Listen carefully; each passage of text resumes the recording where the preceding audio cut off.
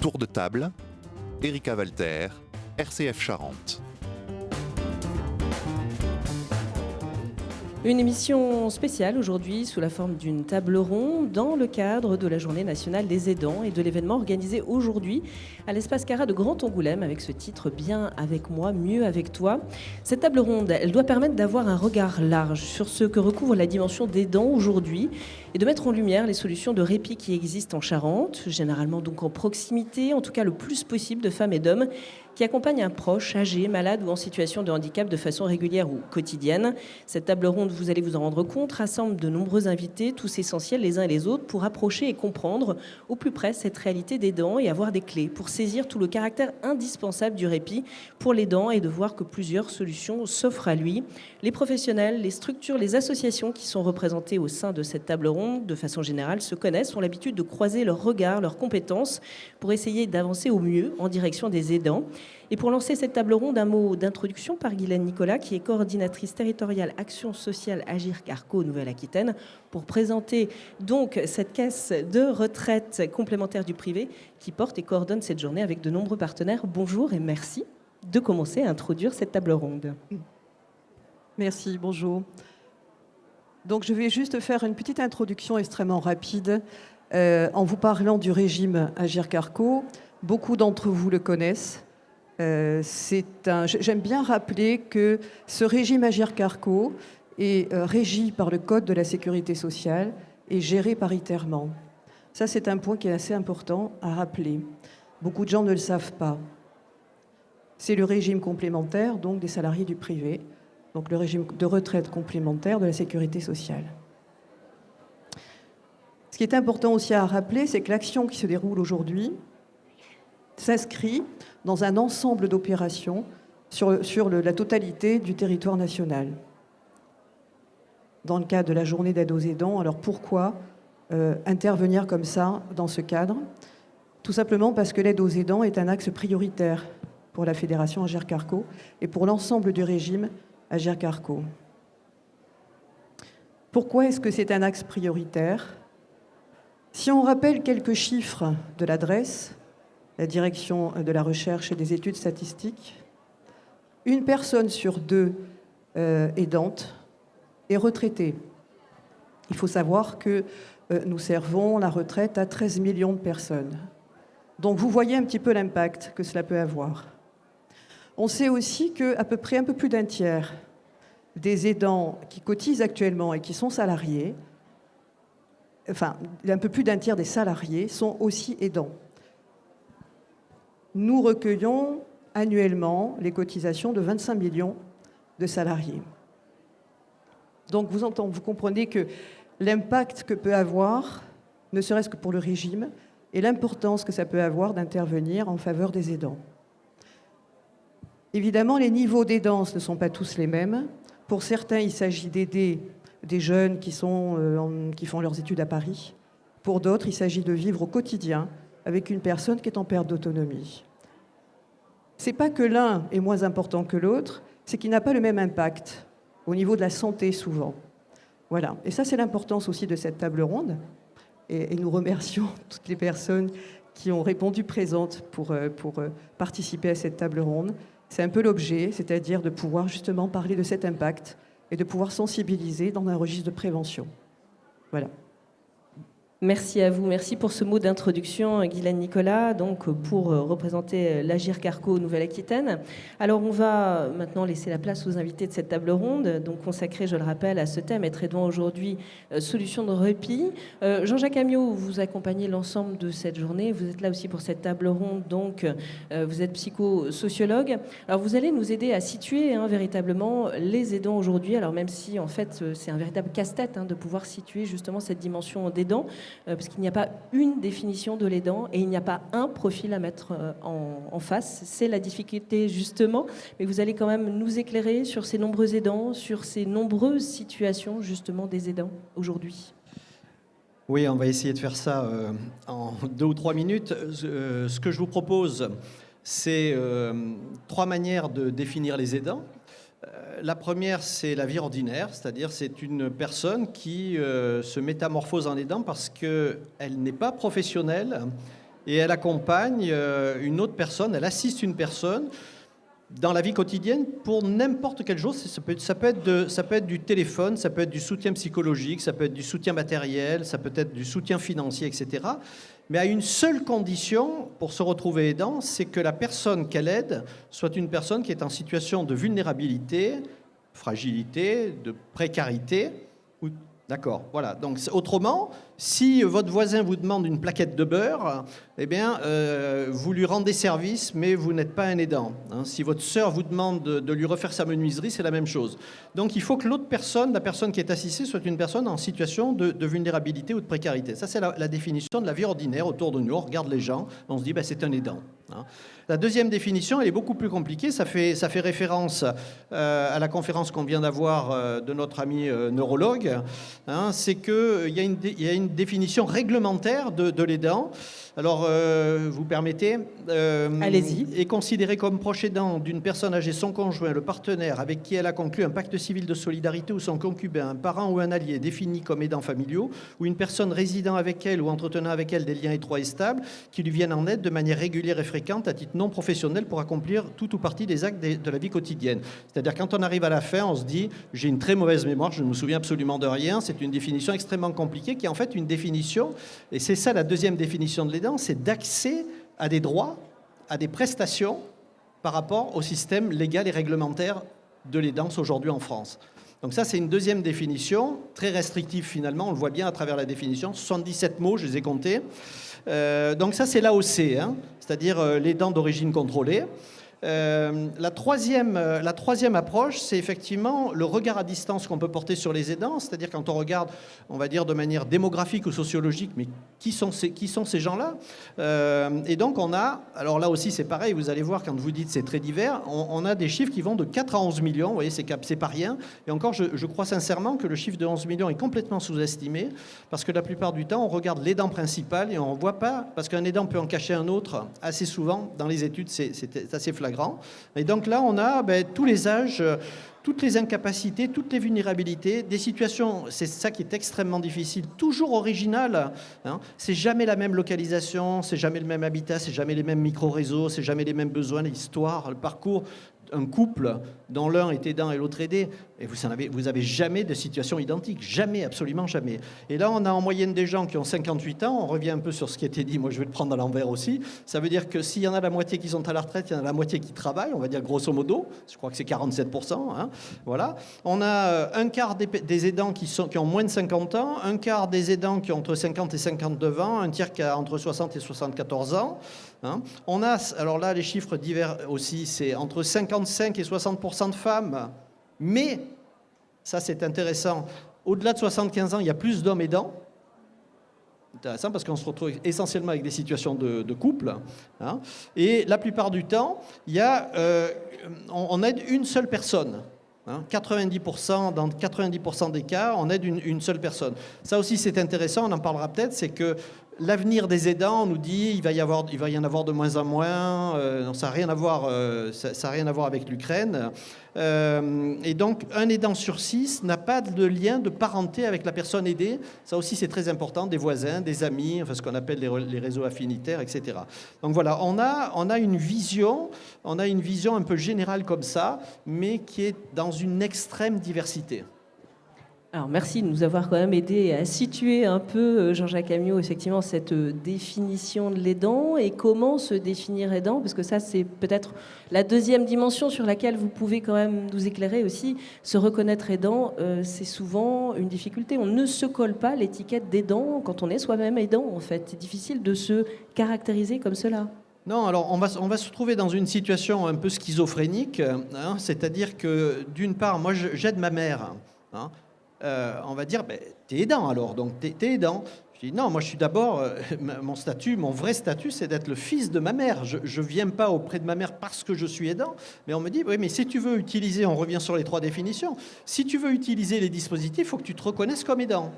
hein. Donc en fait, je vais me retrouver avec un double statut auprès de ma mère, hein, et un double statut qui se vit, pas simplement un double statut administratif, mais un double statut qui se vit, c'est-à-dire, ah oui, mais non, attends, là je dois faire ça parce que en situation. Mais là c'est le fils qui parle. Si je viens cet après-midi sans l'avoir averti, c'est le fils qui vient. Mais il faut quand même que j'assure un certain nombre de choses de manière voilà. Et puis en même temps, j'ai derrière moi une fratrie qui, elle, par moment me parle comme un frère ou une sœur, mais par moment me dit eh ouais, mais c'est quand même toi qui l'aide. C'est toi qui habites le plus près, etc. Donc c'est des situations qui sont extrêmement difficiles. Il y a beaucoup de personnes, c'est pour ça que c'est très difficile de dire combien il y a d'aidants en France aujourd'hui, c'est qu'il y a énormément de personnes qui aujourd'hui sont des aidants, mais ne veulent absolument pas se reconnaître à travers ce statut-là, pour des raisons aussi, parce que je dois, il y a une question de don et de contre-don, je dois quelque chose, là aussi on aura peut-être l'occasion d'en reparler, je dois quelque chose. Si j'aide ma mère, c'est parce que je lui suis redevable de tout ce qu'elle a fait pour moi aussi. Donc on est dans une question de solidarité familiale, mais aussi de solidarité interindividuelle, hein. Et là, on a des questions aussi autour de l'évolution de la famille, des constellations familiales, comme on les appelle aujourd'hui. Qui sait, dans des familles recomposées, qui sait qui va aider qui? Si vous voulez, je pourrais vous en parler, parce que moi, par exemple, j'ai des demi-frères qui n'ont pas de lien de parenté entre eux. J'ai 3 lits du côté de mon père, du côté de ma mère, hein, et avec des différences générationnelles dans la même fratrie, entre le plus jeune et le plus âgé, de 50 ans. Donc vous voyez, ça va faire un bouillon de culture qui va faire que les solidarités vont se jouer de manière extrêmement différente et qu'on s'aperçoit quelquefois que c'est plus la relation interindividuelle qui joue, c'est-à-dire, je repense à ma mère, bon, qui est décédée depuis, mais parce que c'était mon demi-frère qui n'avait pas de lien de parenté avec ma mère, hein, qui était le plus proche en me disant oui, il faudrait faire ci, il faudrait faire ça, alors que dans la fratrie, c'était beaucoup plus compliqué. Parce que là aussi, il y a des comptes à rendre et des comptes à prendre, comme on dit. Voilà. Donc, on est dans des situations extrêmement hybrides. Et puis, on le disait tout à l'heure, par rapport à la définition officielle, vous avez aussi quand même tout le dispositif, tout ce dont on va parler, là, toutes les organisations qui y participent, et puis les dispositifs publics qui vous interpellent à travers un autre regard aussi par rapport à ça, en disant, attention, vous devez faire un certain nombre de choses pour pouvoir rentrer dans le dispositif. Et ça pose question. Alors, je suis bavard. Merci Jean-Jacques Amiot. Alors Martine Burbeau, avec vous effectivement, puisque là on a parlé, on a essayé de construire un peu cette définition des aidants, d'identifier un peu ces aidants. Vous êtes médecin directeur du centre de prévention à Agirc-Arrco. Du coup, par rapport à effectivement cette idée d'aller au-devant des aidants, de pouvoir effectivement faire passer des messages à ces aidants, c'est aussi le rôle justement de ce centre de prévention à Agirc-Arrco, c'est de pouvoir analyser, travailler la situation en fait de chaque aidant, justement de chaque situation aidant-aidé. Comment ça se passe très concrètement le rôle, le positionnement de ce centre de prévention à Agirc-Arrco? Effectivement, le centre de prévention propose des bilans de prévention aux personnes qui se sont repérées aidantes et aux autres, mais avec une action plus spécifique sur les aidants. Je rejoindrai quand même Jean-Jacques Amiot par rapport à la difficulté de se repérer soi-même comme en étant un aidant, parce que d'abord, tout le monde ne connaît pas ce terme. Et puis, c'est aussi une situation difficile à admettre, parce que c'est aussi admettre que la solidarité familiale naturelle que l'on a impulsée, petit à petit, se transforme en quelque chose d'un petit peu plus, pas professionnel, mais un petit peu plus obligatoire. Cet après-midi, je vous en parlerai. Au début, quand on est aidant, c'est quelque chose qui nous tombe dessus ou que l'on a fait par choix. Souvent, on est l'élu. On est l'élu de la fratrie, l'élu du quartier. C'est lui qui la connaît le mieux. C'est lui qui va s'en occuper. Il ne peut faire que ça. Quand il y a un problème, c'est lui que l'on sollicite. Et naturellement, cette personne, elle va être très valorisée au départ. Elle va se sentir investie d'une mission, de quelque chose d'important, et elle va pas forcément aller vers un acte de soin pour elle-même. Elle va pas penser forcément à l'âge où elle a, vers les 60 ans, 70 ans, 50 ans, en fonction des aidants. Elle va pas forcément aller vers les démarches de prévention que les pouvoirs publics proposent maintenant par rapport au dépistage du cancer du sein, cancer du côlon, par rapport à une visite chez le médecin régulière, même quand on va pas trop mal, par rapport aux vaccinations, etc., etc. S'occuper de son audition. Enfin, il y a plein d'aspects qui sont négligés chez une personne qui consacre pratiquement toute sa vie, en tout cas son énergie, le principal de son énergie. Madame pourra peut-être en parler tout à l'heure, envers cette personne qui a un besoin. Et les centres de prévention, ils sont là pour proposer. On essaie d'aller vers, donc c'est pour ça qu'on est là aujourd'hui, parce que justement, on sait très bien que l'aidant ne va pas forcément spontanément aller dire « j'ai besoin d'aide, j'ai besoin de faire le point ». Par contre, nous, on va vers vous et on vous dit « bah oui ». Prenez le temps, prenez 2 heures pour vous occuper de vous et pour faire le point sur votre santé, parce qu'il y a un aspect très négatif dont on n'a pas parlé tous. Là non plus, je n'ai pas tout à fait les stats, mais on sait bien que l'aidant devient très rapidement, s'il ne s'occupe pas de lui, malade, et parfois et souvent meurt avant la personne aidée. Donc il y a un enjeu aussi par rapport à ce couple aidant-aidé, de garder la forme pour pouvoir continuer à s'investir comme on se l'est promis. Donc les centres de prévention, ils sont là pour ça, pour proposer ce temps unique, gratuit évidemment, de prise en charge et de regard personnalisé sur la santé de ces personnes qui ne se sentent pas forcément défaillantes. Alors même s'il faut sûrement du temps, après, une fois que le bilan est fait, entre guillemets, pour que la personne aidante puisse s'approprier véritablement aussi cette dimension-là et travailler dessus. Alors, et avancer dessus. C'est tout l'intérêt de ce que les centres de prévention Agir Carco proposent, c'est qu'on ne propose pas un seul bilan, on propose un parcours. C'est-à-dire qu'à la suite de ces 2 consultations, de cette synthèse, où il y a une psychologue qui va vous faire un bilan mémoire, où le médecin va essayer d'aborder toutes les fonctionnalités de votre organisme. À la suite de ça, on va vous proposer soit des bilans complémentaires, des bilans nutrition, des bilans psy, des bilans mémoire, des accompagnements particuliers et des liens avec les acteurs locaux qui souvent sont là aujourd'hui pour mettre en musique les conseils que l'on a proposés. Du temps de répit peut-être avec la maison de Léa, des ateliers ACEPT pour se redonner confiance en soi par rapport à une activité sommeil, par rapport à la gestion de son stress, on en parlera cet après-midi. En tout cas, on vous donne des pistes et on va vous montrer qu'il y a des choses possibles, alors que souvent, quand on est aidant, on a l'impression d'avoir un mur en face de soi et d'être très seul. Et donc c'est cet éclairage et ce regard extérieur qui est précieux et justement et que vous apportez tous là, qui êtes réunis au sein de cette table ronde. Céline Bonnemont, vous êtes gériatre au groupement hospitalier du territoire de Charente. Alors ça a été déjà évoqué, là effectivement la dimension de répit, elle est nécessaire, elle est fondamentale pour l'aidant. Donc il faut réussir à faire comprendre cette dimension-là et puis il faut trouver, on va dire aussi, des solutions durables ou des solutions du quotidien aussi justement pour s'accorder ce répit. Oui, complètement.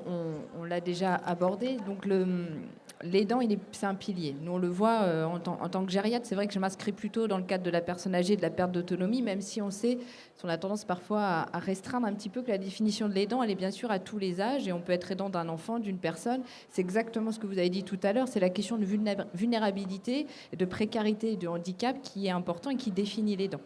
Donc, moi, je suis plus centrée, bien sûr, sur la personne âgée, mais l'aidant, il est essentiel et c'est un pilier. Et quand nous, on les voit en consultation, on parle bien du couple, comme vous l'avez très bien dit, ou du binôme aidant-aidé. L'aidant est aussi important que l'aidé et il est important de le soutenir et de l'accompagner.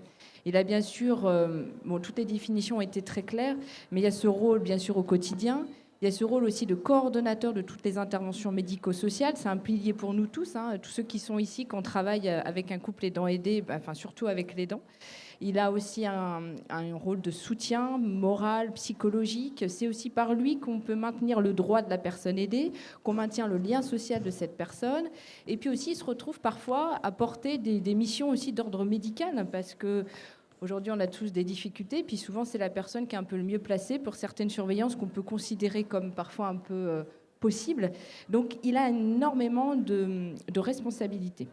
Donc, c'est vrai que le soutenir et l'accompagner, c'est important. Et le soutenir et l'accompagner, ça passe par le répit. Et le répit, souvent, on l'entend quand il y a déjà des signes d'épuisement. Alors que je pense qu'il faut vraiment essayer d'avoir un autre prisme et de voir le répit dès le début. C'est-à-dire tout de suite le mettre dans le parcours de soins pour justement éviter des situations d'épuisement. Sur le répit, il y a quand même quelque chose qui est aussi intéressant d'un point de vue sociétal, c'est que ça a été légitimé. Alors moi, je ne suis pas juriste, je ne sais pas si des gens pourront en témoigner, mais il y a quand même la loi relative à l'adaptation de la société du vieillissement de 2015 qui, à un moment, a accordé le droit au répit pour l'aidant. Ça a permis de redéfinir l'aidant, toujours sous cette casquette de non professionnel et d'intervention régulière. Alors je crois que ce droit est plus, encore une fois, sur le plan de l'autonomie et de la personne âgée. Mais par exemple, il y a le congé du répit qu'on peut octroyer pour les personnes qui travaillent. Alors c'est sous certaines conditions, je pense que ça mériterait d'évoluer. Mais à un moment, je pense que si la société a légitimé, c'est bien qu'on s'est rendu compte que c'était indispensable. Et pourquoi ? Parce qu'il y a beaucoup de données scientifiques qui montrent qu'il y a quand même un impact sur différents paramètres chez l'aidant, le fait d'être aidant et d'aider. Alors, sur la santé, bien évidemment, mais aussi sur l'emploi, comme ça a été dit tout à l'heure, et sur la qualité de vie.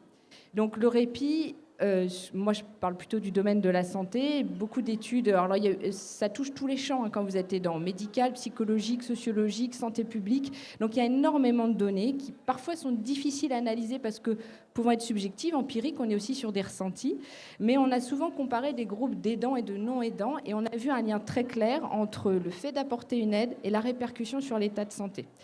Et là, c'est très divers et vous allez avoir... Et quand vous rentrez en tant qu'aidant, c'est une dynamique plurielle, c'est-à-dire qu'on ne peut pas parler du ressenti de l'aidant sans prendre en compte les caractères démographiques de l'aidant, là aussi, tout à l'heure on en a parlé, aussi des facteurs de stress auxquels ils sont exposés, c'est-à-dire quel type de maladie, quelle chronicité, quel type d'intervention, de fréquence, de régularité, et puis aussi le soutien social de l'aidant en lui-même. Et quand vous prenez tous ces paramètres, les études vont vous ressortir que quand vous êtes aidant, vous pouvez avoir aussi une répercussion positive sur votre état de santé. Je pense qu'il faut le noter. Aider, ça peut être aussi très positif pour la personne qui est aidante. En tout cas, 30% souvent des aidants le disent. Et puis parfois, vous avez des répercussions dans 30 à 50% des cas. Alors c'est bien parce que nous, les médecins, aiment bien les chiffres. Alors les études, elles donnent des chiffres. Donc dans 30 à 50% des cas, il peut y avoir une répercussion plus négative sur la santé physique et mentale. Alors physique, ça va se traduire par les lombalgies, par les troubles du sommeil, parfois par des petits soucis cardio, logique. Sur le plan mental, ça va être le stress, le surmenage, la dépression, l'angoisse, la fatigue morale. Et c'est en ça que le répit est important. Et c'est en ça que vous devez être alerté en tant qu'aidant au quotidien. Si à un moment, sur le plan émotionnel, vous dites « je suis beaucoup plus irritable que d'habitude, plus sensible », physiquement, j'ai mal au dos, psychologiquement, je dors mal, c'est pas normal, je fais des nuits blanches. Là, il faut savoir déjà se reconnaître en tant qu'aidant et aussi aller trouver de l'aide. Et là, je pense que les centres de prévention et de repérage des fragilités sont très importants. Je sais que vous allez parler de l'hygiène, c'est aussi pour ça que je vais peut-être pas beaucoup détailler, qui sont des solutions au quotidien très importantes. Et puis, quand une maladie est posée, qu'on s'intègre dans un parcours de soins, on a effectivement accès à des dispositifs qui vont pouvoir vous octroyer du répit. Alors, il y a toutes les associations, France Alzheimer est avec nous, qui proposent des ateliers pour les aidants, les plateformes territoriales d'appui, la plateforme de répit, et tous ces dispositifs, les aides au domicile, les équipes mobiles, les consultations neurologiques, gériatriques, enfin j'en passe et j'en oublie, mais vont pouvoir vous proposer des moments de répit. Alors, les plus connus, c'est les accueils de jour et les hébergements temporaires. D'ailleurs, dans les stands derrière, vous avez des représentants. Voilà, il existe énormément de dispositifs et je pense qu'il faut absolument aller les chercher et dès le début pour s'octroyer des bulles personnelles, mais aussi pour être dans la formation et l'information de la maladie pour mieux la gérer et pouvoir avoir du répit. Donc mieux comprendre, effectivement, ça aide aussi. Mieux comprendre. Alors vous l'avez dit, et on va le développer là justement avec tous les invités de cette table ronde, les différents dispositifs, les solutions qui sont possibles aujourd'hui, qui existent en Charente. Est-ce qu'au quotidien quand même, est-ce qu'il y a des repères, est-ce qu'il y a des possibilités de mettre en place, au-delà de solutions effectivement plus durables et ponctuelles, mais est-ce qu'au quotidien on peut aussi se trouver, s'accorder, ne serait-ce que quelques minutes de répit, et comment le mettre en place, comment l'intégrer, on va dire, dans ces repères?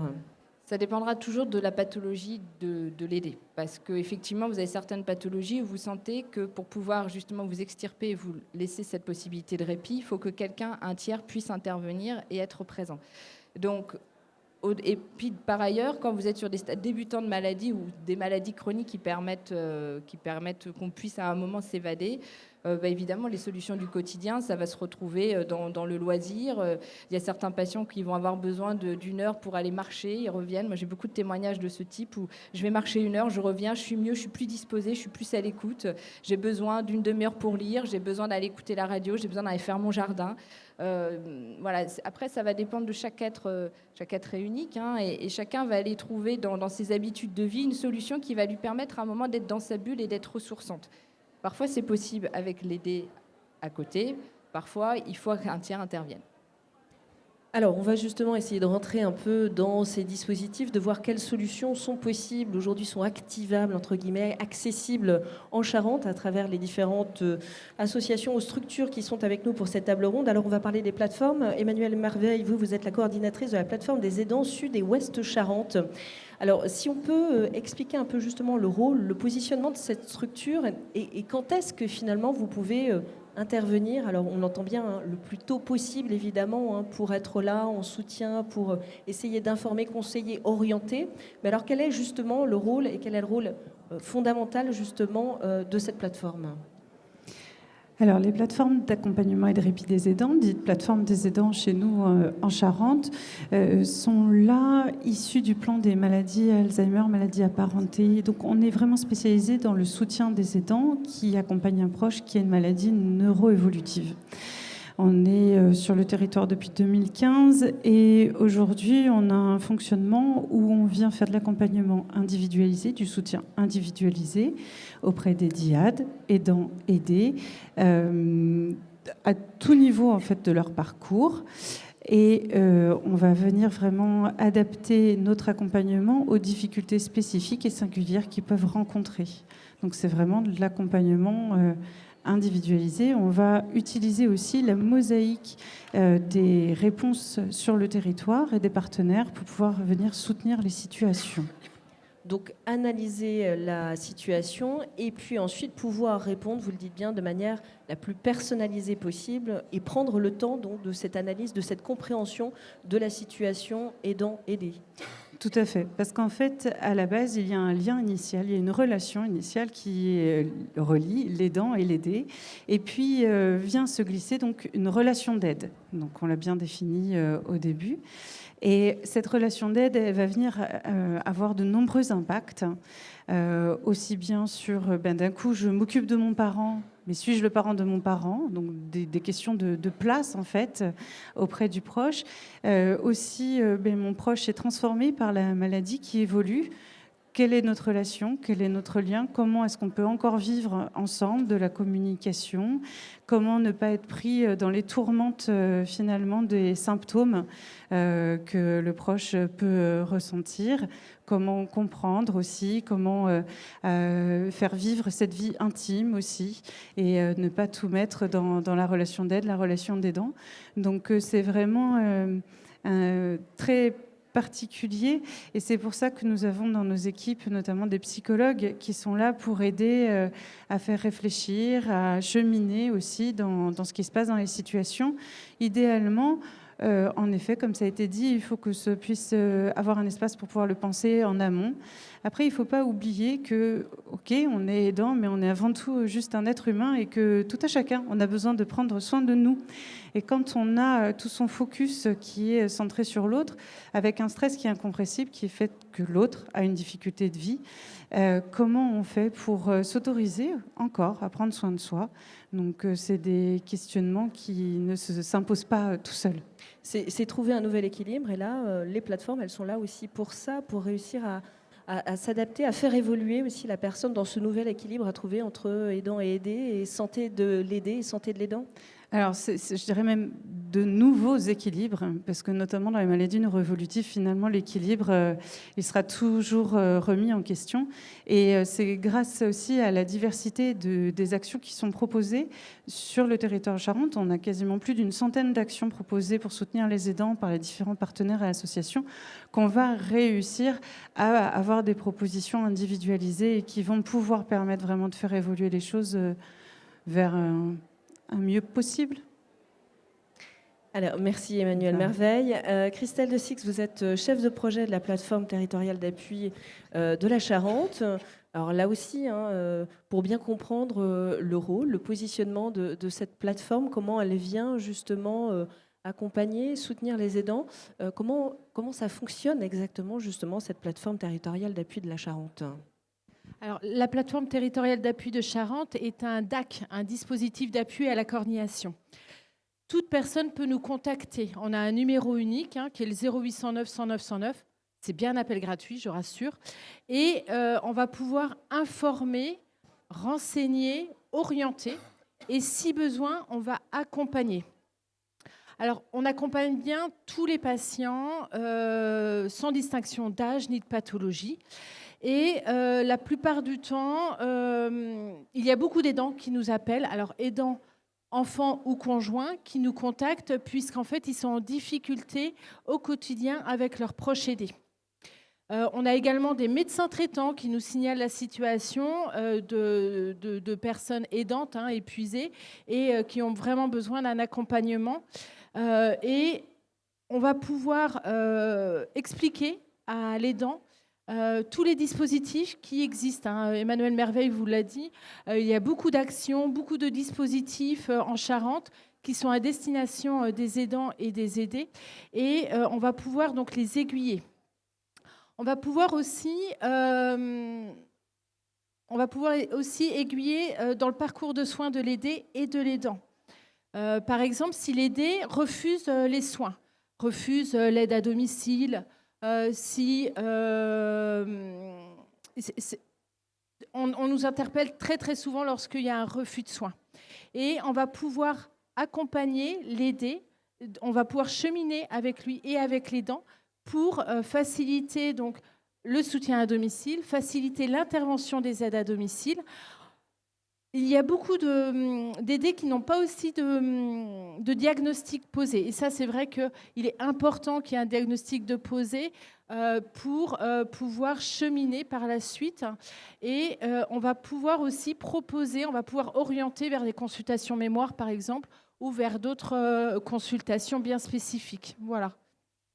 Alors, vous avez souligné un point qui est intéressant aussi. Vous avez parlé des professionnels eux-mêmes qui vous interpellent, qui viennent à vous. Donc, le fait d'agir auprès, effectivement, des professionnels qui peuvent être intermédiaires par rapport à une situation, ça, c'est fondamental. Ça se fait tout à fait naturellement aussi pour les professionnels de santé? Alors, oui, on a cette chance-là. Nos principaux prescripteurs, si je puis dire, sont les médecins traitants, les centres hospitaliers dans le cadre des sorties d'hospitalisation. Et puis, par la suite, donc, c'est les aidants, les troisièmes, qui nous interpellent. Alors, les aidants, ils nous interpellent. Alors, malheureusement, on n'est pas... Enfin, voilà. C'est surtout... on n'est pas connu du grand public. C'est surtout les professionnels qui vont dire à l'aidant, contactez la plateforme, elle va pouvoir vous accompagner. Donc, c'est beaucoup les médecins traitants qui vont orienter donc, les aidants vers nous. Beaucoup aussi...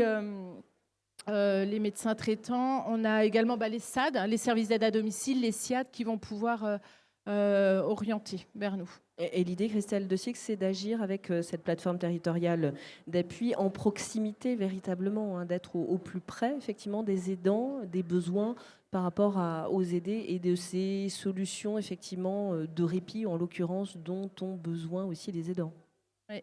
Alors c'est vrai que on n'hésite pas. Alors, vous savez, quand on s'introduit au domicile, c'est pas forcément très simple. On s'introduit aussi dans cette dyade aidant-aidé. Et il est important en fait, qu'il y ait une relation de confiance qui s'instaure. Ça, c'est primordial. Donc, en fait, les coordonnateurs de parcours qui viennent à domicile, donc, sont des infirmiers ou des travailleurs sociaux.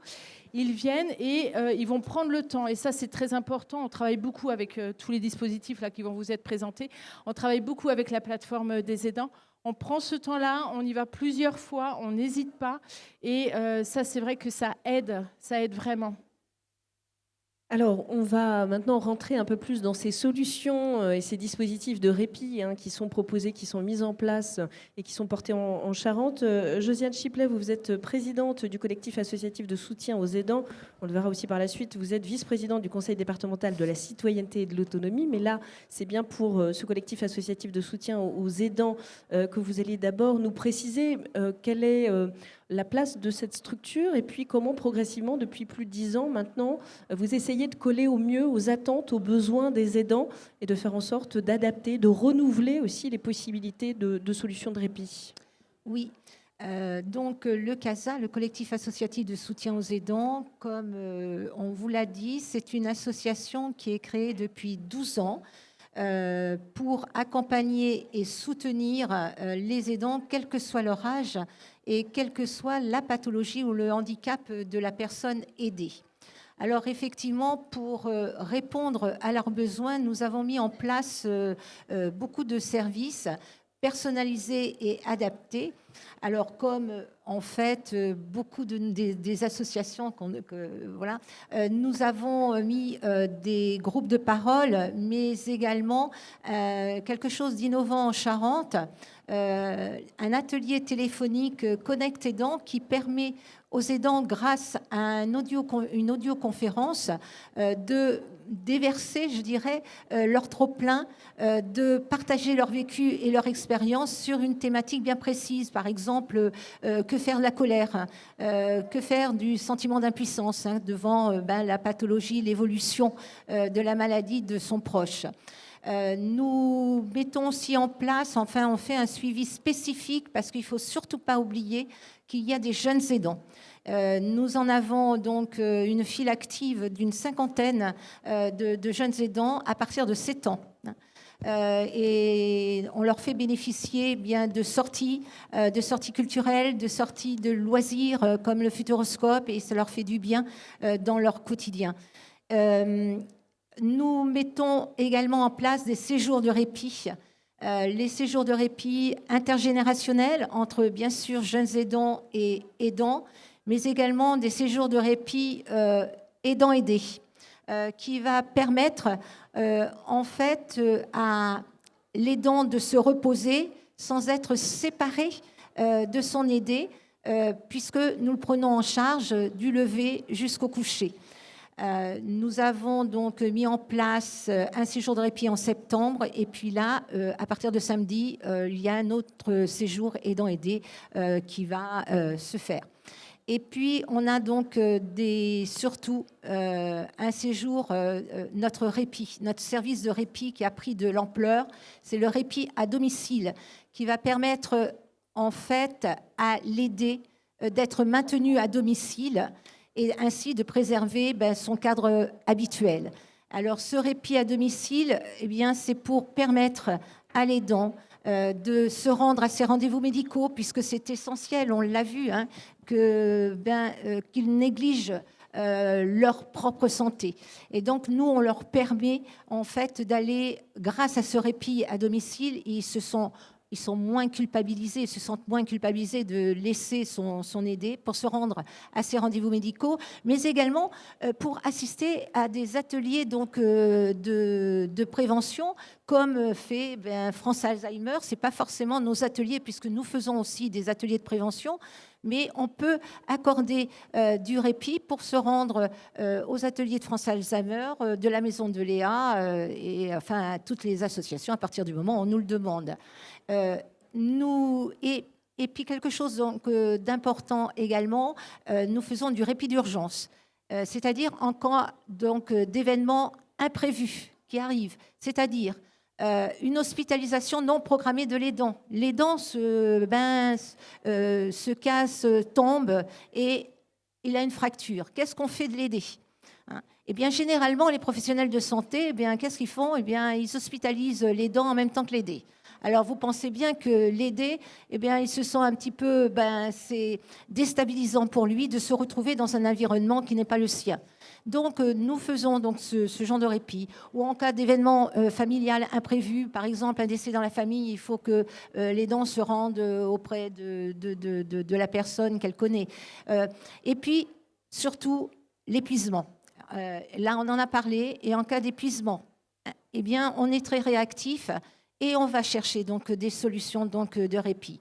Il faut savoir que ce service de répit, je dois vous dire qu'il prend de l'ampleur, je vous le disais précédemment, parce qu'on a une évolution par rapport à l'année pleine de 2021, au 1er octobre, de 10% du nombre de bénéficiaires, puisque ce service commence à être bien connu. Et puis 76% du nombre d'heures attribuées. Donc vous voyez l'importance du répit et de ce répit à domicile. Et puis on veut que ça soit accessible à l'ensemble de la population, c'est-à-dire que le coût est de 2,50 € de l'heure pour l'usager et le complément reste à la charge de notre association, le CASA. En fait, le complément, c'est en moyenne 24 à 25 € à notre charge. Voilà. Alors, merci Josiane Chiplet. Juste un mot très rapide. Ce collectif associatif de soutien aux aidants, vous l'avez dit, donc depuis 12 ans, il existe. Ce service de répit, là, se conforte, évolue sans cesse. Et en même temps, la structure, elle reste quand même peu ou mal connue. Oui, c'est bien dommage, puisque en fait, notre structure est basée donc, à côté de Cognac, à Ars, sur une petite commune. C'est bien dommage que puisqu'il y a 12 ans, il n'y a pas beaucoup de personnes qui pensaient aux aidants. Et le président actuel, donc Daniel Monet, qui a fondé cette association, c'est vrai que je trouve... Oui, c'est vrai que je trouve navrant que même les autres qu'on ne connaît pas. Hein, voilà. Je pense qu'il faudrait peut-être aussi qu'on ait une petite association qui a peu de moyens. Mais malgré ce peu de moyens, on fait beaucoup de choses, hein, je peux vous assurer. Alors, on va continuer sur cette dimension associative avec Edith Berger. Vous êtes la déléguée Charente pour l'association France Parkinson. Alors, là aussi, hein, votre association, elle met en place des solutions progressivement aussi qui s'adaptent aux besoins, aux situations, aux attentes de personnes que vous accompagnez, de ces aidants, de ces aidés, effectivement, qui viennent à vous ou que vous essayez en tout cas de rejoindre le plus possible. Bonjour à tous. Alors, la solution pour France Parkinson, c'est surtout et avant toute chose de connaître la maladie. Moi, je suis effarée de m'apercevoir qu'en fait, comme beaucoup de maladies neuro-évolutives, elle est quand même bien particulière et pour beaucoup de gens, c'est le tremblement.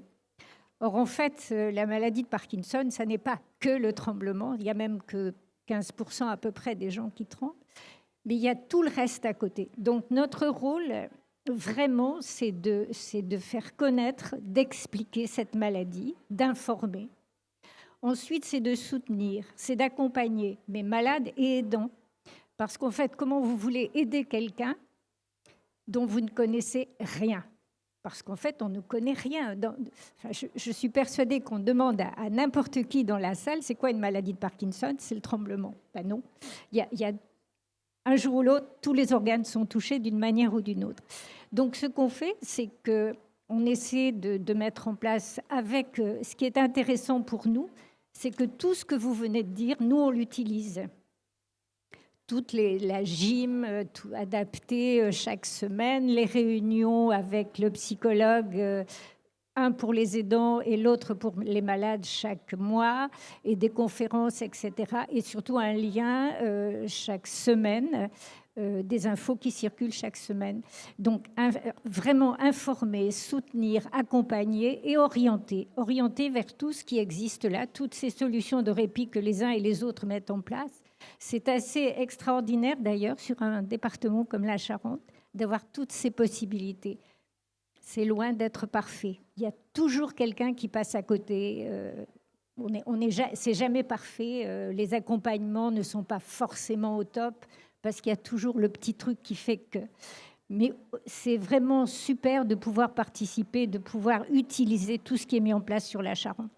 Moi, vraiment, j'ai un grand merci à dire à toutes les associations qui sont là, d'une manière ou d'une autre, pour le répit qui est donné, pour l'information, pour l'aide, pour l'accompagnement.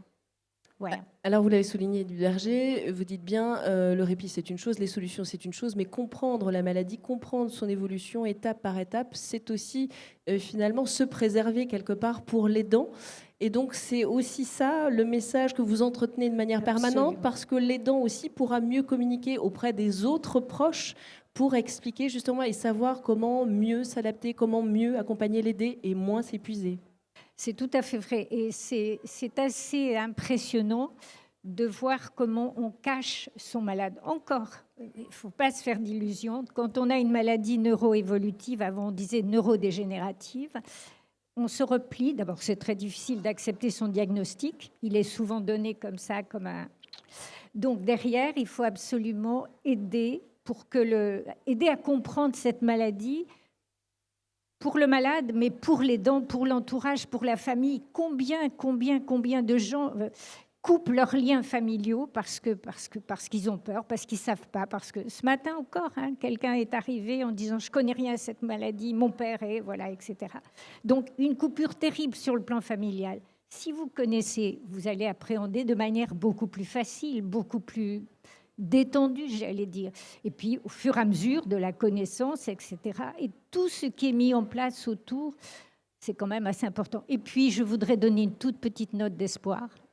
Je trouve que la recherche avance à grands pas, tous azimuts. Je ne dis pas qu'on en profitera, nous, mais je pense que d'ici quelques années, il y aura vraiment, vraiment de quoi espérer. Vraiment, c'est assez extraordinaire ce qui se fait en ce moment. C'est juste une petite note d'espoir, une petite. Merci à vous, Edith Berger. Anne-Laure Villomez, Guillaume Thau. Alors, vous êtes la présidente de France Alzheimer Charente.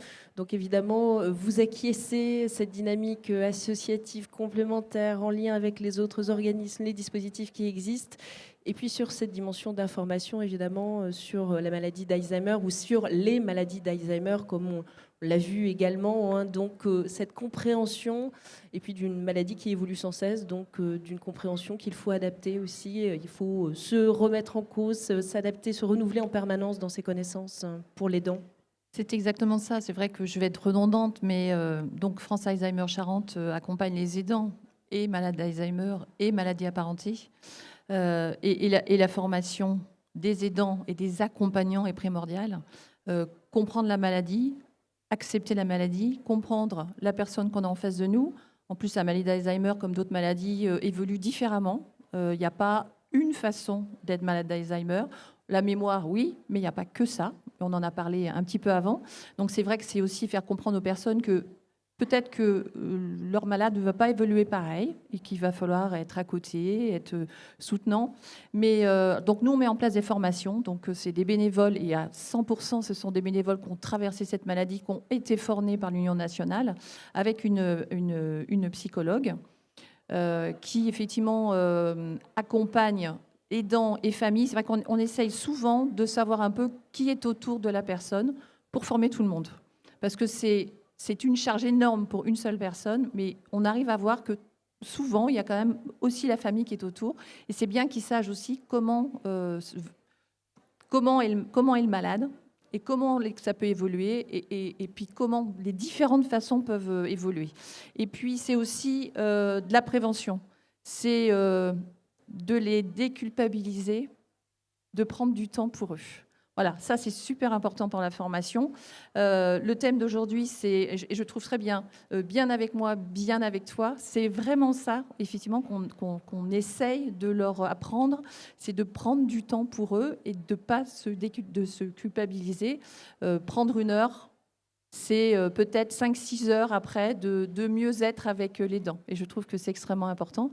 Et puis, on met en place des ateliers aussi. Donc, des ateliers de prévention par la danse, par le ping-pong, par l'ortithérapie. Beaucoup d'ateliers où on va surtout sur les aidants à domicile et aider. Ça permet qu'ils se rencontrent. Souvent, ils ont du mal à lâcher leurs aidés. Donc, ils viennent ensemble. Et puis, ça nous permet d'aborder d'autres sujets, de leur dire, effectivement, on a des choses spécifiques. On peut les envoyer sur tout ce qui existe aussi, voilà, les conseillers, parce qu'on travaille quand même extrêmement bien ensemble tous. On est vraiment des relais, on a tous notre utilité. Nous, on ne peut pas tout faire. Et puis, on met aussi en place des groupes de parole, voilà, où les aidants peuvent venir. Alors, on a mis en lien des haltes relais en même temps, parce que souvent, pareil, les premières fois qu'ils viennent, ils ne veulent pas laisser leurs aidés, donc ils les amènent avec eux. Donc, on a fait 2 choses sur la même matinée. Et puis, petit à petit, on voit qu'ils vont sur du répit, sur d'autres structures. Voilà, donc c'est tout un accompagnement, mais vraiment à la base, c'est que quand on est aidant ou famille autour d'un malade, surtout, appelez-nous parce qu'il faut d'abord qu'on vous parle de la maladie ou des maladies, en fait. Voilà. Et vous l'avez souligné aussi, ça prend du temps de toute façon aussi. Vous parliez de cette relation aidant-aidé qui est difficile finalement à défaire, ne serait-ce que parfois pour 1 heure, ne serait-ce que pour un peu plus longtemps. Donc il faut aussi prendre ce temps-là, se laisser le temps finalement pour l'aidant de bien s'approprier ce besoin de répit, et puis que laisser son aidé pendant un tout petit temps ne remet en rien en cause la relation qu'il a avec, et puis ce qu'il porte avec, ce qu'il vit avec. C'est pour ça que quand la formation, ou en tout cas nous, on arrive à les rencontrer le plus tôt possible, ça évite cette culpabilité. Souvent, c'est même pour certains, ça fait tellement longtemps qu'ils se sont isolés avec leurs aidés que c'est impossible, je dirais même vraiment impossible, de laisser entrevoir une possibilité qu'ils les laissent. Voilà, donc c'est vraiment important. Et une nouvelle fois, mais c'est les 2 associations sur le même angle, c'est surtout, dès qu'on a connaissance, venez nous voir. Voilà. C'est vraiment le message à retenir, entre guillemets. Christine Sanchez-Aubertin, vous êtes chef du service ingénierie qualité à la direction de l'autonomie du conseil départemental. Alors, vous intervenez, on va dire, loin dans cette table ronde, parce qu'effectivement, il y a de nombreux invités. Vous, par rapport à ce que vous entendez, à la façon aussi dont le conseil départemental, finalement, peut intervenir sur les aidants spécifiquement, il y a cette possibilité-là aussi de pouvoir accompagner, aider véritablement les aidants aussi par rapport à cette dimension de répit. Oui, tout à fait. Le département, en sa qualité de chef de file de l'action sociale, est très attentif évidemment à la politique autonomie et notamment dans son schéma de l'autonomie pour la citoyenneté, a accordé une part importante à l'orientation qui s'appelle bien vivre à domicile, puisqu'on sait que c'est la volonté première des Charentais et des Français, c'est de rester le plus longtemps à domicile. Et pour pouvoir y rester, bien souvent, il faut aussi pouvoir s'appuyer sur son entourage et sur ses aidants. C'est pour ça que nous avons un axe complet sur soutenir et accompagner les aidants que nous déclinons sur le territoire. Et le département intervient au titre des aidants sur 3 niveaux, à travers des plans d'aide, ce qui est le plus connu, les plans d'aide personnalisés à l'autonomie, mais aussi à travers l'offre de répit et enfin à travers des actions de prévention dont on a déjà parlé et dont vous verrez aussi cet après-midi de manière pratique comment ça se décline. Alors, en ce qui concerne la partie prestations individuelles, c'est-à-dire outre les services ménagers ou de portage de repas, dans les plans d'aide, d'allocation personnalisée à l'autonomie, nous avons une équipe de coordinatrices qui intervient au domicile pour évaluer les besoins des personnes, pour constituer et proposer un plan d'aide personnalisé dans lequel, effectivement, la partie aidant va être prise en compte, puisque nous pouvons valoriser dans ces plans d'aide ce qui est de l'accueil de jour, de l'hébergement temporaire, mais aussi depuis la loi ASV dont il a été question tout à l'heure, 2 actions bien spécifiques qui est le relais d'hospitalisation de l'aidant ou encore l'aide au répit de l'aidant. C'est-à-dire là aussi de pouvoir proposer des heures supplémentaires pour aller en accueil de jour ou en hébergement temporaire. Donc là, il s'agit de prestations et de soutien financier apportés directement aux bénéficiaires. En ce qui concerne l'offre de répit, nous avons sur le département à peu près 4 800 places d'hébergement permanent dans les 62 EHPAD. Et dans ces EHPAD, il y a des places d'accueil de jour et il y a des places d'hébergement temporaire. Pour autant, on s'est rendu compte quand même que c'était une offre qui existait, mais qui était souvent méconnue et en tout cas sous-exploitée. Puisque par rapport au nombre de places que l'on a et ce qui s'appelle le nombre de personnes qui y vont, on se rend compte qu'il y a parfois à peine 50% de ces places qui sont utilisées par des bénéficiaires. C'est-à-dire que nous, nos coordinatrices, elles valorisent dans le plan d'aide de fréquenter, si je puis dire, ces places, ou c'est bien en hébergement temporaire ou uniquement à la journée sur l'accueil de jour. Et même si elles sont valorisées dans les plans d'aide, en fait, les personnes ne les utilisent pas. Donc, on a aussi établi un diagnostic mobilité-autonomie qui nous a permis de trouver vraisemblablement un des freins pour cette sous-fréquentation, c'est la question du transport, où normalement dans l'accueil de jour, le transport doit être proposé par l'établissement, ou en tout cas l'usager est dédommagé si c'est lui-même qui fait son transport. Donc on s'est rendu compte que par exemple sur Grand Angoulême ou Grand Cognac, là où il y a des moyens de transport assez faciles, là ces places-là sont bien utilisées. Alors que si c'est un peu plus dans le territoire, c'est là où c'est sous-occupé. Donc voilà, et c'est vraiment quelque chose sur lequel nous, au niveau de la direction de l'autonomie, nous envisageons vraiment de mettre l'accent, c'est-à-dire de pouvoir mieux réguler à la fois l'offre sur le territoire de manière à ce qu'il n'y ait pas de zone blanche sur ces places d'accueil de jour notamment, puisque sur l'hébergement temporaire, le territoire est à peu près bien couvert et il y a des places à peu près partout. Mais donc voilà, c'est vraiment un des axes sur lequel on réfléchit beaucoup au niveau de la direction de l'autonomie. Comment faire venir les usagers sur les lieux de répit qui leur sont proposés, qui existent. Alors un autre frein peut-être pour l'accueil de jour notamment, c'est parfois le coût aussi, puisqu'il y a un coût. Et là, on s'en rend compte puisqu'on a vérifié que les personnes qui fréquentaient les accueils de jour sont souvent des personnes qui bénéficient de l'aide sociale et pas les autres. Donc il y a vraisemblablement aussi un problème de coût sur lequel aussi nous serons attentifs pour pouvoir promouvoir ce type de lieu de répit, puisqu'on sait bien que pour que l'aidant aille mieux, il faut que son aidant aussi puisse avoir des moments à lui. Et enfin, troisième volet sur lequel la direction de l'autonomie et le département interviennent, c'est les actions de prévention pour lutter contre la perte d'autonomie, avec tout un volet pour les aidants. Au travers de la conférence des financeurs, au début, nous avions des actions qui étaient uniquement pour les personnes âgées elles-mêmes. Depuis 2 ans, nous avons mis en place des actions spécifiques pour les aidants, ce qui fait que nous finançons, au travers de toutes les associations qui sont ici, notamment, et d'autres partenaires qui ne sont pas là aujourd'hui, mais avec qui nous travaillons régulièrement, des actions, des ateliers d'activité physique, de formation pour les aidants, de bien-être, d'ateliers de nutrition, enfin, tout ce dont peut avoir besoin un aidant et qui va lui permettre d'être plus à même et plus en forme parfois pour revenir auprès de son aidé.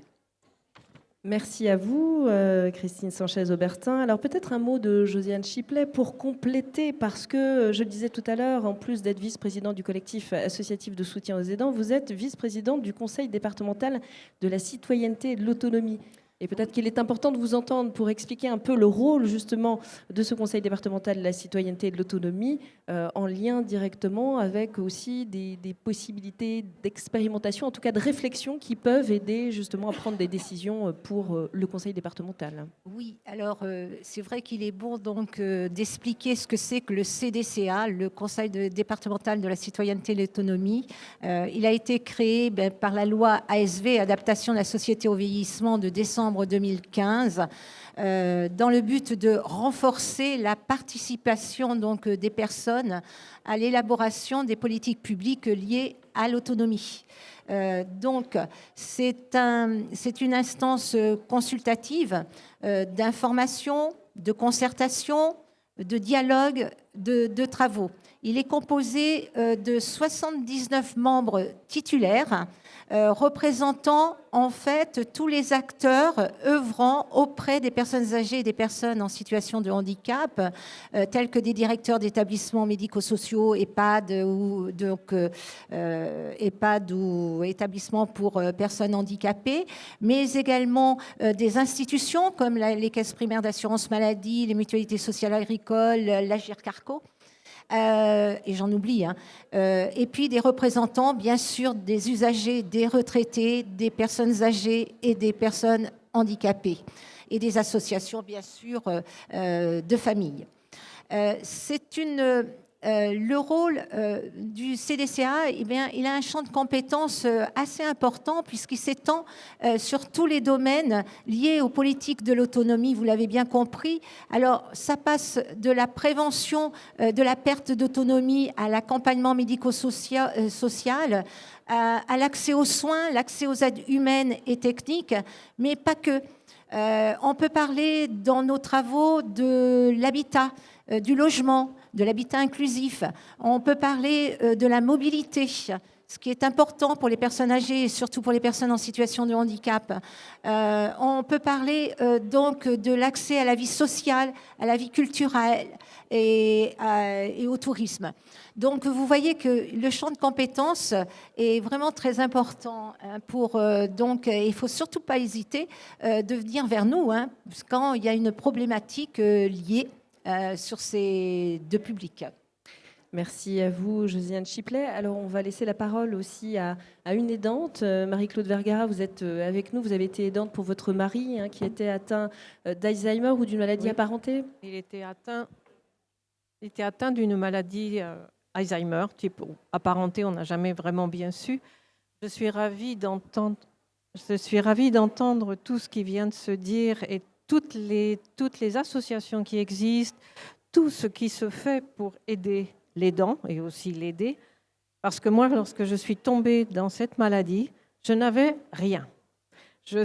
Mon mari a été diagnostiqué à l'hôpital en neurologie et on nous a dit, ben voilà, il n'y a pas de médicaments, profitez de la vie, promenez-vous, allez au restaurant, essayez de prendre du plaisir. Et avec ça, je fais quoi? Je suis sortie de là abattue, mon mari aussi, parce qu'il était encore très conscient. Et puis après, j'ai cherché. J'ai cherché et ça m'a pris beaucoup de temps parce que je ne savais pas où m'adresser. On m'a dit, il y a une plateforme des aidants, mais tu vas où? Ah ben je ne sais pas où m'adresser. Donc voilà, j'ai paniqué un peu, je me suis informée à droite, à gauche. Un jour, j'ai vu dans le journal que France Alzheimer, qui venait de ressusciter, mettait en place un atelier de danse chez Philippe Moreau. Nous nous sommes précipités, nous étions les 2 premiers inscrits. J'ai rencontré d'autres couples qui étaient dans la même situation. Et puis là, on a commencé à échanger. Marie-Christine, qui est là, m'a donné quelques indications. Et puis, je suis allée voir France Alzheimer, qui était à ce moment-là à ma campagne. Et je suis tombée sur Jocelyne, qui m'a enfin expliqué comment marchait cette maladie et qui m'a dit venez à Barbezieux, il va y avoir une conférence sur cette maladie, venez voir et vous allez entendre des choses. C'est ce que j'ai fait, bien entendu. Mon mari était avec moi, il a tout entendu de la même manière, il était très conscient. Et puis, j'ai pris rendez-vous avec le gériatre. Et j'ai mis 4 mois pour avoir le rendez-vous. Voilà comment j'ai commencé mon parcours d'aidante. Je peux vous assurer que c'est un parcours extrêmement difficile et je sens que je ne vais pas tenir le coup pour parler parce que c'est vraiment très dur. Après, j'ai vu le conseil départemental qui est venu m'aider. Là, on a mis en place des accueils de jour, on a mis en place de l'aide pour la toilette, pour le coucher éventuellement. Mais à tout ça, le temps passe et la maladie évolue. Et vous voyez votre mari diminuer, vous voyez qu'il ne peut plus bien marcher, plus parler, etc. Vous n'avez pas vraiment quelqu'un qui vous accompagne. Moi, je suis ravie de voir qu'il existe tout ça, mais je n'ai rien eu de tout ça.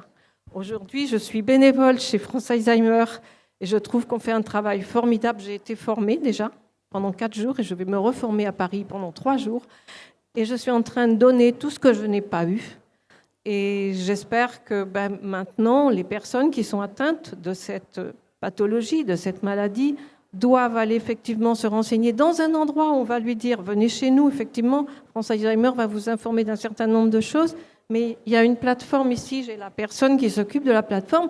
Je l'ai trouvée quand mon mari était décédé, je suis désolée. Informée par tous les moyens, parce que moi, je suis pas une idiote quand même, tout à fait, mais je n'ai pas pu trouver l'information. Ce n'est pas normal. Vous faites de la prévention à l'Agir Carco. Moi, je suis à l'Agir Carco aussi chez vous. Je n'ai pas eu l'information. Je serais allée vous voir. Vous m'auriez indiqué ce qu'il fallait faire. Eh bien voilà, aujourd'hui, je témoigne au nom de tous les aidants qui sont dans mon cas, parce que j'en vois autour de moi actuellement à France Alzheimer. Je les côtoie, je fais partie d'un groupe de parole. Eh bien, je les entends. Ils sont tous perdus avec leur femme ou avec leur mari. Et on fait quoi? Voilà, je suis désolée, hein, je finis sur un ton un peu, mais très difficile. C'est la réalité, c'est la réalité.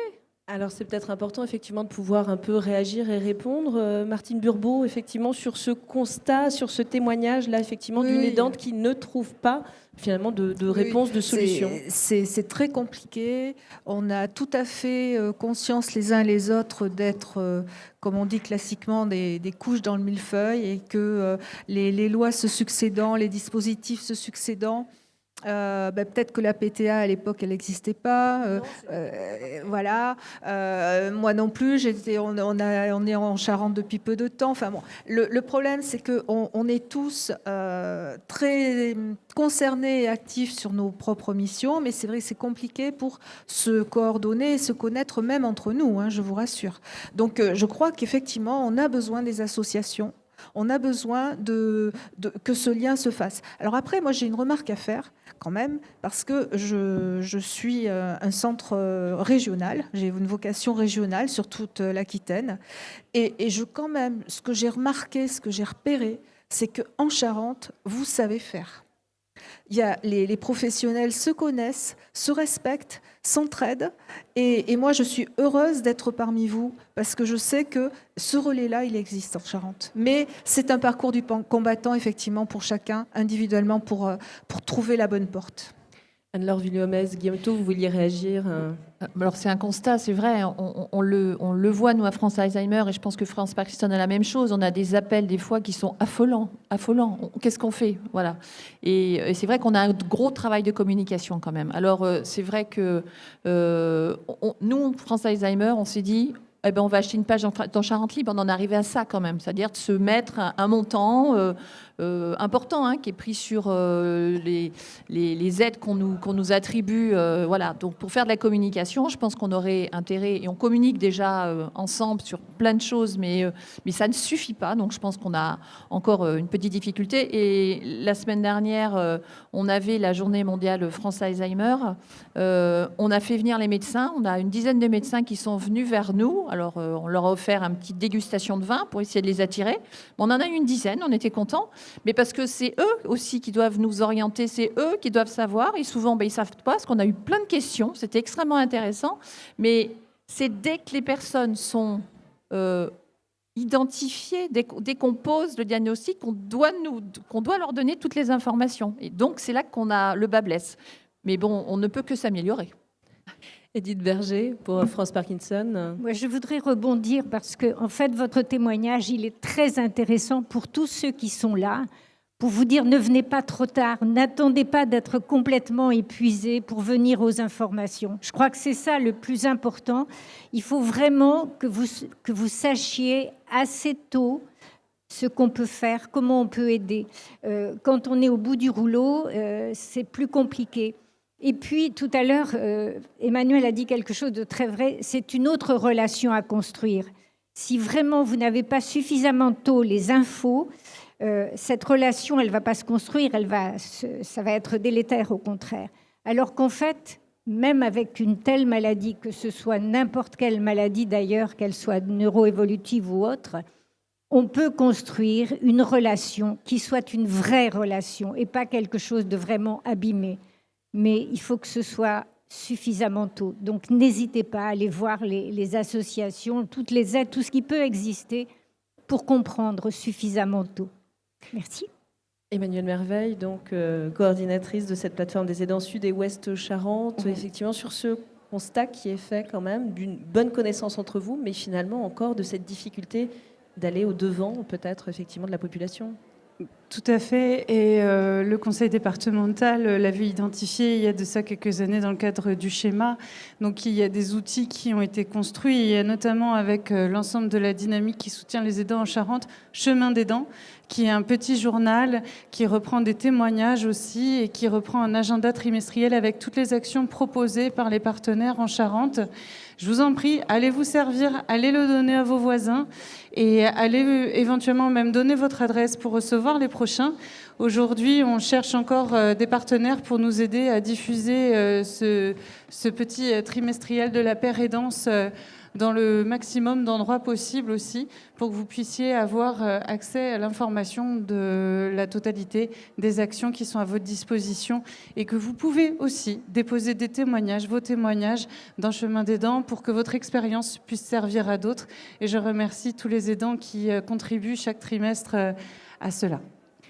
Céline Bonnemont, en tant que gériatre aussi, justement en tant que professionnelle, comme médecin. Oui, votre témoignage me touche beaucoup, mais il reflète complètement la réalité. Et c'est vrai qu'aujourd'hui, on s'en rend compte, hein, même dans ma propre spécialité, et dans les spécialités, il y a la neurologie également. Quand on pose un diagnostic, il faut absolument qu'il y ait une équipe pluridisciplinaire qui s'enclenche. Et malheureusement, aujourd'hui, c'est encore difficile. Ça ne fait pas partie de la culture médicale non plus. J'en suis très consciente. On essaye bien sûr de s'améliorer. Il y a des dispositifs aussi qui sont arrivés depuis aussi en Charente. Hein. France Alzheimer renaît et on en est ravis. Mais sans compter toutes les associations. Moi, j'étais vraiment, je trouve aussi votre témoignage extrêmement vrai. Quand vous parlez de la compréhension de la maladie, c'est exactement ça. Si on ne comprend pas la maladie, on la subit. Et à un moment, non seulement on est, entre guillemets, j'aime pas ce terme, mais il est un petit peu provocateur, on est maltraitant, on devient maltraitant, on est maltraité. Et en fait, justement, c'est très difficile de s'articuler. Alors que plus tôt vous connaissez la maladie, le positionnement que vous allez devoir avoir pour éviter des troubles du comportement, parce que comme l'a très bien dit le neurologue ce matin, c'est pas forcément la mémoire qui nous pose problème au quotidien. Ça va être l'autonomie, ça va être le comportement, comment on va gérer ça. Et là, je vous rejoins énormément, c'est comprendre la maladie. Et j'espère vraiment qu'on va s'améliorer sur le plan médical. Mais là où je suis aussi extrêmement confiante, c'est qu'il y a une dynamique des aidants en Charente qu'il y a dans très peu de départements. Et je le souligne, et à chaque fois, je trouve que c'est extrêmement positif. Tous ces professionnels qui viennent d'horizons extrêmement différents, qui ont des complémentarités dans leurs actions et leurs compétences. Et il faut vraiment, vraiment le féliciter. Et je pense qu'on va améliorer notre communication. Et pour améliorer la communication, il faut être ensemble. Et je peux vous assurer qu'ici, on se connaît tous et c'est un de nos objectifs de mieux communiquer ensemble avec tous les dispositifs, départements, ARS, associations et j'en passe. Alors, il est peut-être maintenant intéressant aussi de pouvoir vous laisser la parole, à vous qui êtes là justement, qui avez écouté toutes les interventions, fait le point donc aussi sur cette dimension d'aidant bien sûr, et puis ces solutions de répit donc qui sont possibles là, qui sont accessibles dans le département, proposées par différentes structures, différentes associations. Alors n'hésitez pas effectivement à poser une question. Est-ce que quelqu'un veut intervenir dans la salle? N'hésitez vraiment pas à prendre la parole. Bonjour. Comment est-on reconnu aidant? Qu'est-ce qu'il faut faire? Est-ce qu'il faut aller sur une association? Alors comment peut-on être reconnu comme aidant? Qu'est-ce qu'il faut faire très concrètement pour pouvoir avoir cette reconnaissance d'aidant en tant que tel, véritablement? Emmanuel Merveille. Oui, alors ça dépend de quel niveau, parce que comme ça a été évoqué, il y a plusieurs définitions de l'aidant. Il y a un auto-quiz qui est à votre disposition pour savoir si vous êtes un proche aidant, en fait, si vous rentrez dans les cases du proche aidant. Mais en gros, c'est est-ce que vous apportez de l'aide au quotidien à quelqu'un qui a une perte d'autonomie à un titre donc non professionnel. Et ensuite, si vous cherchez une reconnaissance statutaire, alors là, ça passe par la reconnaissance dans les actes du quotidien quand il y a une évaluation du conseil départemental ou de la MDPH, voilà, ou auprès de la CAF si vous faites des demandes de congé de proche aidant, par exemple. Martine Burbeau, vous voulez apporter une précision? Oui, pour compléter, pour essayer, c'est assez caractéristique, c'est-à-dire que effectivement, qu'est-ce que c'est qu'un aidant? Malgré toutes les définitions finalement qu'on vient de donner, les explications, c'est pas clair. Alors je rajouterais, je ne sais pas si ça va complexifier les choses. Dans notre jargon, on a une échelle par rapport à la notion de fardeau. C'est-à-dire qu'un aidant, comme disait quelqu'un tout à l'heure, c'est pas forcément aller chercher le journal pour le voisin. C'est quand, à partir du moment où ça devient une contrainte, une obligation, à partir du moment où si vous le faites plus, la personne, elle va plus pouvoir être. C'est la notion d'aide indispensable, en fait. Si vous ne le faites pas, il va y avoir un problème. C'est peut-être la précision qui peut vous aider à comprendre. Jean-Jacques Amiot ? Oui, moi, je voudrais plutôt vous poser une question. C'est pourquoi vous voulez être reconnue comme aidante ? Non, mais la question, elle nous concerne tous. Elle est à vous, mais elle nous concerne tous. C'est-à-dire, est-ce que j'ai besoin d'être reconnue comme aidante parce que... Est-ce que vous avez besoin d'être reconnue comme aidante parce que par rapport à vos autres proches, vous avez besoin de caractériser l'aide spécifique que vous apportez à un membre de votre famille ? Est-ce que vous avez besoin d'être reconnue comme aidante parce que vous avez besoin de rentrer sur un dispositif ? Vous dites... Pour rentrer dans ce dispositif, il faut que... Est-ce que vous avez besoin d'être reconnu comme aidante parce que vous voulez être caractérisé par les services publics pour pouvoir accéder à des financements, etc. C'est ça la question. Ou si vous travaillez, par exemple, être reconnu comme aidant, c'est la possibilité d'avoir des congés spécifiques, voilà, suivant des choses d'ailleurs qui viennent d'être modifiées très récemment, législativement. Donc voilà, la question c'est plutôt, est-ce que j'ai besoin d'être reconnu comme aidant ou comme aidante pour utiliser un dispositif, pour faire venir des professionnels, pour avoir des financements, pour pouvoir rentrer dans un dispositif de répit, pour voilà. La question, elle est là. Hein, voilà. Ou j'en ai besoin d'un point de vue narcissique. Non, je dis pas ça pour vous, c'est pour moi. Alors, moi, je voudrais intervenir pour... j'ai écouté tout ce que vous avez dit, mais il se trouve que je suis en Charente et que je suis aidante de ma mère qui a 102 ans, qui veut rester à son domicile et qui habite dans les Deux-Sèvres. Donc, en plus d'avoir toutes les contraintes dont vous évoquez, bon, il y a forcément des aides ménagères, il y a des auxiliaires de vie qui viennent chez elle, mais je dois surveiller et je dois être tout le temps présente parce que à la moindre chose, il faut que je me déplace en plus. Donc, j'ai 200 km à faire, aller-retour, enfin 400 km aller-retour, à chaque fois que je vais chez ma mère. Ma mère n'accepte pas de faire sa toilette si ce n'est pas moi qui lui fais. Enfin, si vous voulez, j'ai des contraintes extrêmes. Moi, je ne peux pas partir en voyage. Je ne peux pas m'absenter. Je suis seule à m'en occuper. Et alors, comme elle est dans les Deux-Sèvres, et moi, la Charente, enfin, si vous voulez, les organismes de Charente m'intéressent, mais est-ce qu'il y a des liaisons avec les départements ? Christelle de Six, vous voulez intervenir ? Oui, alors du coup, je vais parler du DAC PTA. Il en existe un dans les Deux-Sèvres, il en existe un dans chaque département de la Nouvelle-Aquitaine. Et donc là, ça va être le même processus, c'est le même numéro, c'est le 0809 109 109. 0809 109 109, voilà.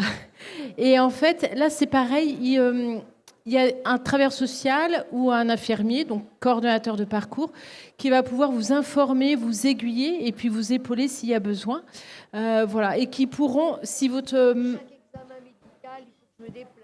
Alors du coup, alors ils pourront pas accompagner, ça c'est sûr, à tous les rendez-vous médicaux, mais ils vont essayer de trouver des solutions qui existent sur le territoire, parce que c'est vrai que les DAC PTA ont une connaissance de tous les dispositifs qui existent sur le territoire, en lien avec donc tous les partenaires, et ils vont essayer de trouver des solutions. C'est ça notre job dans tous les cas. Alors, est-ce qu'il y a des précisions encore ? Peut-être rappeler le numéro. C'est le 0809 109 109. Et c'est un numéro régional. Et vous demandez la Haute-Vienne et vous basculez directement sur la Haute-Vienne. C'est comme en Charente. Vous demandez à Charente, les Deux-Sèvres. Les Deux-Sèvres. Ah oui, pardon, excusez-moi, les Deux-Sèvres. Alors peut-être une autre question, une autre réaction, tout simplement aussi, à tout ce que vous avez entendu sur ces aidants, sur les solutions de répit en Charente. Je vous écoute. Tonique, hein. Mesdames, messieurs, bonjour. Quantité de questions qui viennent au fur et à mesure. D'abord, je me suis occupé de ma mère parce que j'habitais à Nice et ma mère était à Angoulême. Alors, on lui apportait ses repas, on lui faisait sa toilette le soir. Et dans la journée, il n'y avait personne. Elle traînait dans la rue. Et on m'a appelé en disant, écoutez, votre mère, ça ne va pas, il faut venir. Je me suis donc occupé d'elle pendant 5 ans. en tant que fils, je ne pensais pas au mot aidant. Et justement, pour avoir du répit, on m'a conseillé de la mettre dans un établissement, dans une maison de retraite. Alors que moi, je pensais pouvoir m'occuper de ma mère chez elle, dans une grande maison. Et on m'a dit, si vous ne la mettez pas dans l'EHPAD, vous allez y passer avant elle. Bon, je me suis dit, ce n'est pas forcément la meilleure solution. Donc, la maman, on l'a emmenée à l'EHPAD, au Gond-Pontouvre. Il y a peut-être une représentante des EHPAD ici, masquée ou pas. En tout cas, pendant 5 ans, si je n'avais pas été le fils de ma mère, eh bien, toute la journée, elle aurait traîné, glandé, s'ennuyé devant la télé, un cacheton, 2 cachetons, et puis surtout, demandez rien. Voilà globalement l'expérience que j'ai eue pendant 5 ans. Alors, toutes ces associations de ceci, toutes les contre-représentants de cela, du conseil, et t'en veux, et t'en voilà, eh bien, franchement, réunissez-vous. Mettez vos moyens ensemble et non pas faire chacun de votre côté votre petite cuisine. Parce que cette cuisine-là, on voit le résultat aujourd'hui. D'avance, merci. Alors, Anne-Laure Guillaume, moi, je veux bien répondre, monsieur. C'est vrai que vous avez... Je pense qu'il faut peut-être que vous veniez, je ne sais pas quelle maladie avait votre mère, mais venez nous rencontrer parce que je pense qu'il faut peut-être que vous en parliez. C'est important parce qu'il y a le après aussi. Et pour faire avancer les choses, autour, il y a beaucoup de bénévoles qui sont là. Enfin, moi, je suis bénévole. Et toutes les personnes qui travaillent dans mon association sont bénévoles. Alors, des rendez-vous comme ça sont importantes parce que ça permet de nous rencontrer et de vous dire aussi ce qui est mis en place depuis ces dernières années quand même, parce que c'est quand même récent quand même. Voilà, on a quand même évolué. Et puis moi j'entends ce que vous dites sur les EHPAD, mais ce que vous appelez maison de retraite. Mais d'abord, quand on a une personne qui a un cas bien avancé, il est difficile de rester à domicile, c'est un fait, mais il peut y avoir effectivement des périodes du répit. Ça peut être quelques jours, quelques semaines, quelques mois. C'est pas obligé d'être tout le temps. On ne met pas tout le temps à la maison de retraite ni en EHPAD. C'est pas une obligation, c'est aussi un choix que vous faites avec ou sans la personne, parce que souvent la personne, c'est peut-être pas la première chose qu'elle a envie. C'est un fait. Mais parfois, c'est difficile aussi pour des familles pour rester à domicile, tout le monde veut rester à domicile. Moi, si vous me demandez, moi, plus tard, je souhaiterais rester à domicile. Et surtout, ce que j'ai appris, c'est que je ne dis pas à mes enfants, surtout, vous ne me mettez pas en maison de retraite. Parce que ça, c'est quelque chose qu'il faut arrêter de dire à sa famille. Surtout, ne m'aimez jamais en maison de retraite. Ben, moi, je ne sais pas mes enfants où ils seront, et je ne sais pas la vie qu'ils auront, et peut-être qu'ils n'auront pas le choix. Voilà. Mais effectivement, il faut qu'on fasse évoluer ce qui se passe dans les EHPAD. Mais je sais que les EHPAD y travaillent, voilà, puisqu'on a rencontré, parce que les EHPAD sont en train d'y travailler et qui vont nous concerter.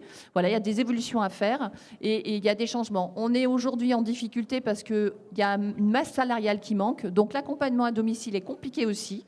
Voilà, il faut aussi se le dire. Moi, je n'ai pas honte de le dire. Je suis présidente de l'ADMR depuis quelques mois. Et l'aide à domicile, ça devient compliqué. On n'a pas assez de salariés. Moi, j'étais maltraitante tout cet été. Moi, je n'ai pas honte de le dire. J'étais incapable d'envoyer le nombre de salariés qu'il fallait, de faire les heures qu'il y avait à faire à domicile. Donc, c'est un travail qu'on fait tous ensemble. Mais c'est vrai qu'on est face tous à des difficultés. Et donc, mais vous avez raison. Si on est là tous ensemble, c'est pour trouver des solutions pour vous. Alors, un mot très rapide d'Édith Berger avant une nouvelle question. J'ai bien entendu votre souffrance, parce que c'est plus de la souffrance qu'autre chose. On essaie de travailler ensemble. Le problème, c'est que quand on met son parent dans une maison de retraite, comme vous disiez, dans un EHPAD, on pense qu'il va être pris en charge, qu'il va avoir des activités, etc., comme on ferait, voilà.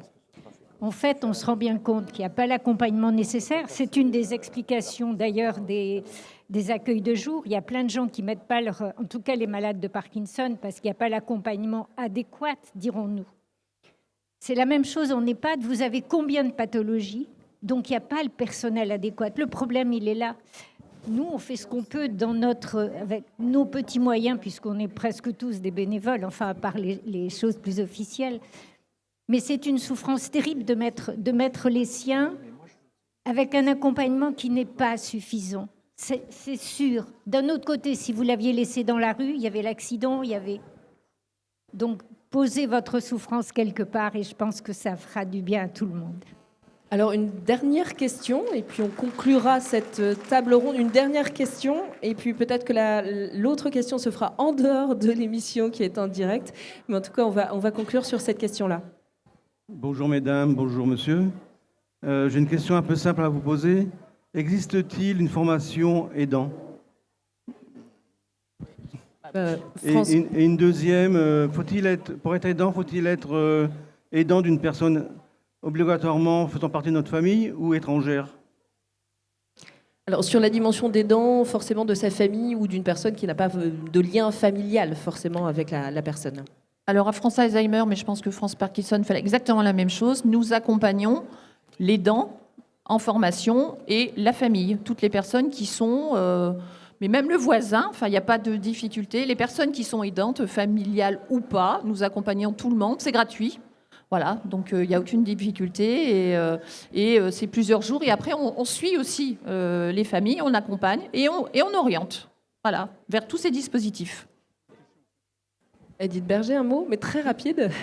Il y a aussi autre chose qui souvent est proposée, c'est l'éducation thérapeutique du patient, où les deux peuvent venir, et c'est extrêmement important également. Jean-Jacques Amiot, peut-être le mot de la fin par rapport à cette table ronde, sur cette dimension des dents, sur les solutions de répit, sur les réactions, les témoignages aussi. Très rapidement. Très rapidement, il y a plusieurs choses qui m'ont... mais vraiment rapidement. Hein. Pardon ? Vraiment rapidement. Très rapidement. Bon alors... Très vite. La première chose, c'est effectivement qu'il ne faut peut-être pas tout faire en répit, parce qu'on sent que la demande, elle est en répit, mais en ressources aussi. C'était bien dit par madame. Et puis aussi en loisirs. Hein. Moi, je me souviens, c'était très important pour des personnes aidantes de voir leur aidé aller dans des structures qui n'étaient pas médico-sociales. Ça, c'est vraiment très important. Donc ça, c'est la première chose. La deuxième chose, c'est que l'aidant, il a aussi à gérer quelque chose d'assez compliqué, qui est la relation avec les professionnels. Je repense à Colette, qui racontait comment elle s'était battue pendant des mois pour ne pas avoir un lit médicalisé à domicile, parce qu'elle voulait continuer à dormir avec son mari. Voilà. Et que donc, c'était une sorte de conflit avec tous ces gens qui arrivent. Elle disait, mais la maison, c'est devenu un lieu médico-social. Donc, je suis tout le temps en train de mettre des barrières, moi, pour pas qu'ils me mettent la barrière au lit. Voilà. Donc, il y a ce travail-là. Et puis aussi, troisième chose, rappeler qu'on n'est pas en milieu éthéré.